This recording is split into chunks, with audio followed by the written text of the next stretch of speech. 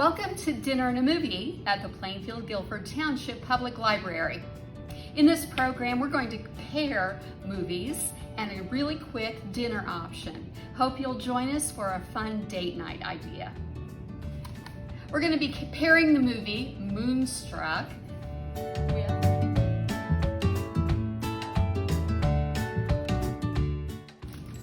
mozzarella and carrozza.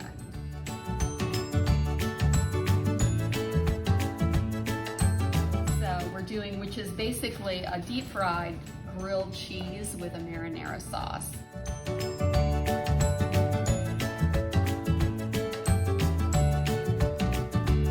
So let's get started with our meal.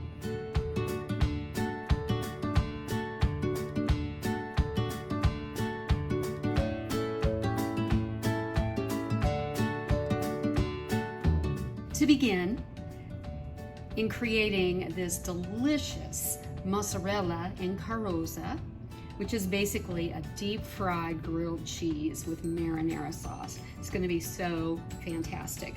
So to begin with the sauce, we're going to do the sauce first, just so it can kind of simmer on the back stove and get a little bit happy while we're creating the grilled cheese portion of it.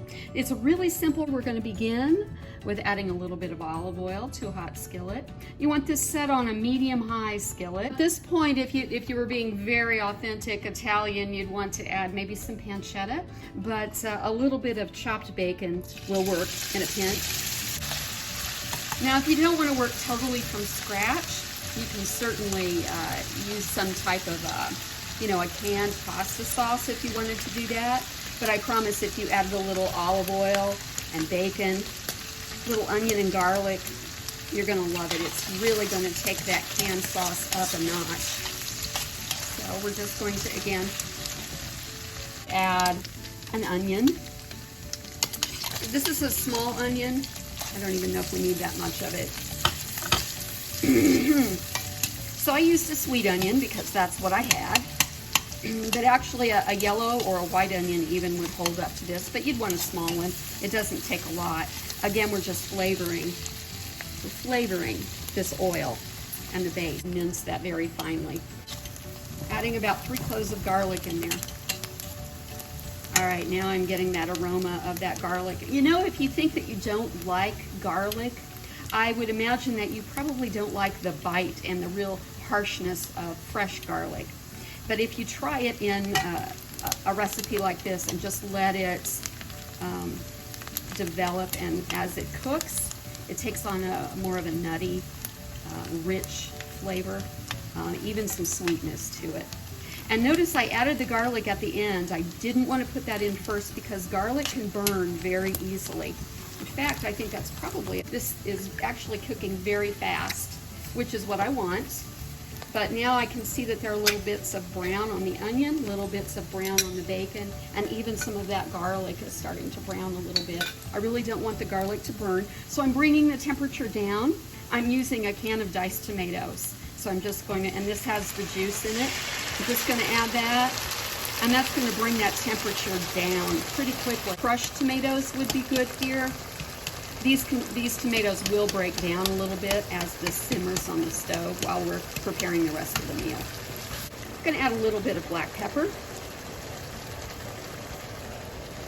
I'm not adding much salt to it. You want a little bit to bring out the flavor of those tomatoes, but the bacon is salty, so I really don't want to add too much at this point. You can always add some more salt later and test the seasonings.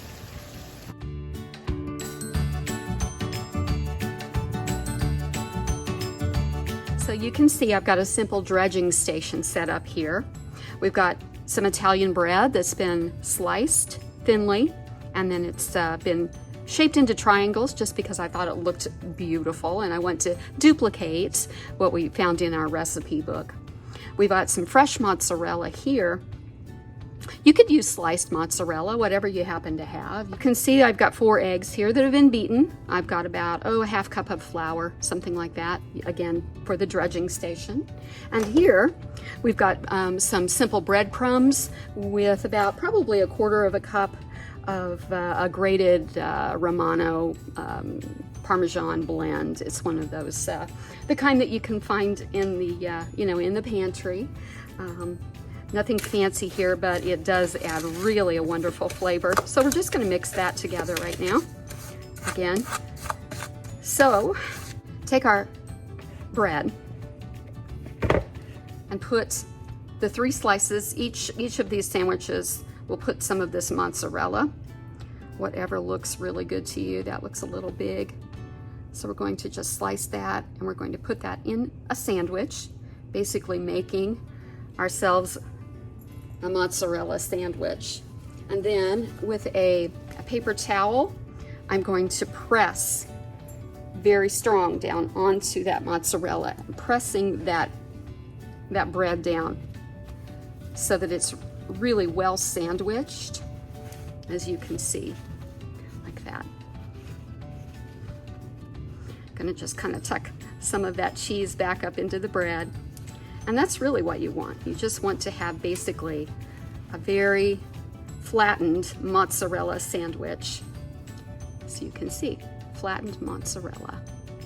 We're going to dredge it in the flour, and we're just going to coat it well all over the edges. We want to get the edges very well so that it will pick up that egg. It should look something like this. Tap off the excess.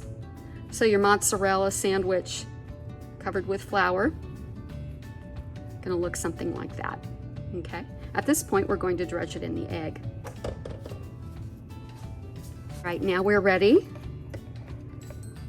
Just flip that over and get some of that egg right up there on it. Make sure it's well coated with the egg because we are not crumbs. This serves as a glue. By adding the flour and then the egg, it gets a very thick coating on it, and that gives these wonderful breadcrumbs and the cheese something to adhere to. So again, we're just going to toss that, pressing some of those breadcrumbs down into the sandwich. Then we also want to make sure we get the edges, each of the edges of this, very well done.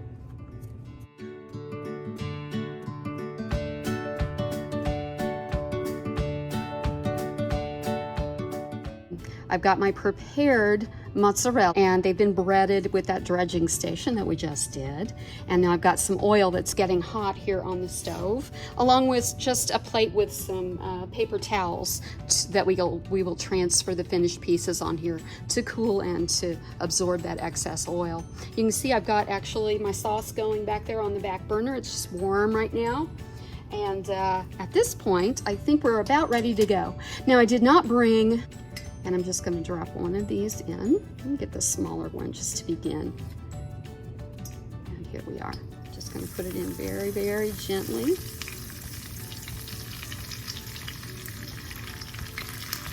And that looks just about right for me. I'm going to take that out. It might be a little bit more than I normally would want it.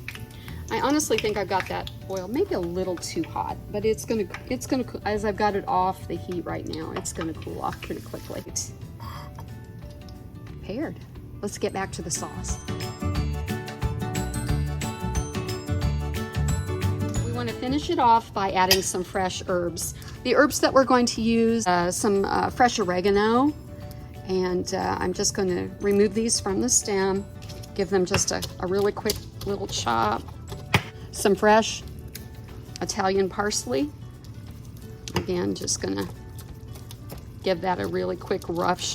Adding them at the end is really what you want to do to get the best flavor. Just basil that's chopped into two, and I'm going to put in here about a tablespoon, just because I really love basil. I'm gonna let that sit for a minute, and we'll be right back to plate up. All right, to serve this dish, as I said, it's just very, very simple. You're just gonna put just a bit of in a beautiful platter like that. This really is, and here, just gonna toss just a little bit of parsley on top. Just beautiful. You know, this sauce would also be very good, maybe with some good olives. Whenever you have a great sauce like this, you can always just kind of finish it off with a little drizzle of olive oil. And I hope you enjoy it.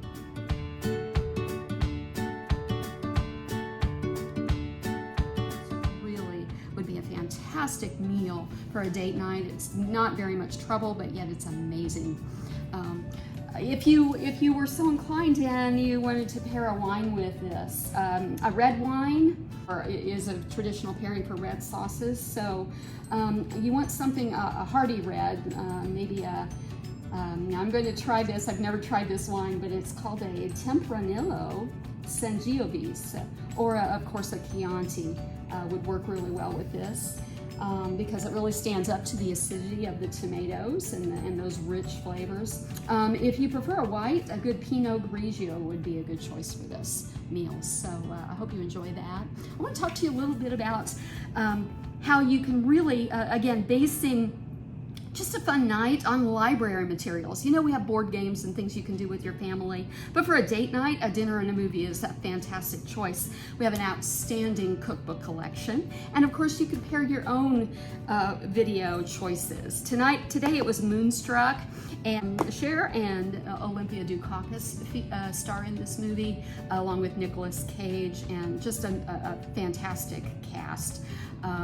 Olympia Dukakis won an Oscar for Best Supporting Actress for this film, as Cher won Best Actress that year, an Oscar for this film. It also won Best Screenplay, so it's really just a great all over.